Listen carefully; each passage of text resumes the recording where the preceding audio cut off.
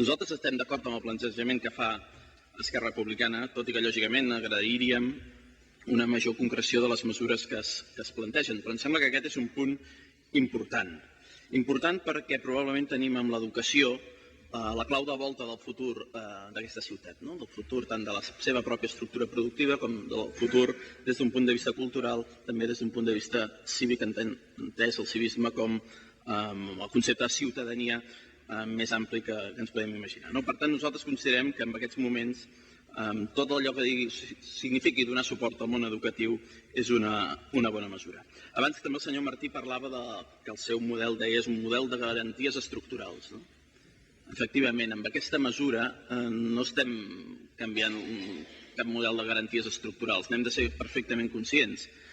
Hauríem de fer moltes coses per canviar l'estructura del sistema educatiu. Probablement hauríem de combatre i hauríem hagut de combatre abans el tema del fracàs escolar, fent una anàlisi autocrític, per exemple, el que va significar la LOCSE. Probablement hauríem de saber invertir molts més recursos del que s'inverteix en educació. Hauríem de saber valorar socialment molt més la figura dels pedagogs, la figura dels mestres. Hauríem de saber, en definitiva, tornar el prestigi a l'escola. Això probablement serien canvis estructurals, canvis que ens garantirien des d'un punt de vista estructural aquest salt que volem pel sistema educatiu. Ara bé, és evident que hi ha mesures concretes que sí que es poden aplicar.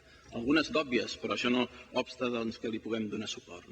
La transició escola-treball i el tema de la formació professional em sembla que és bàsic. És bàsic perquè si són dos mons que no es troben, són dos mons que fracassen. No és que fracassi la formació professional, no, és que fracassa la formació professional i també fracassa el món de l'empresa.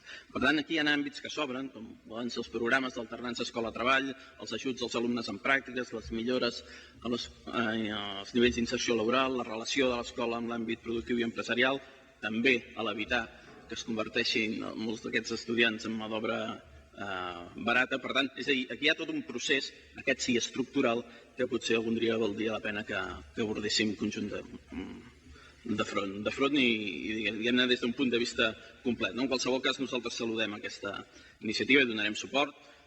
Nosaltres no hauríem restringit els programes de Barcelona Activa i de la Fundació Barcelona Formació Professional, sinó, com he dit, entenem que aquest és un tema prou important perquè tingui un abast molt més transversal, però em sembla que posar sobre la taula el problema ja és un primer pas. Gràcies.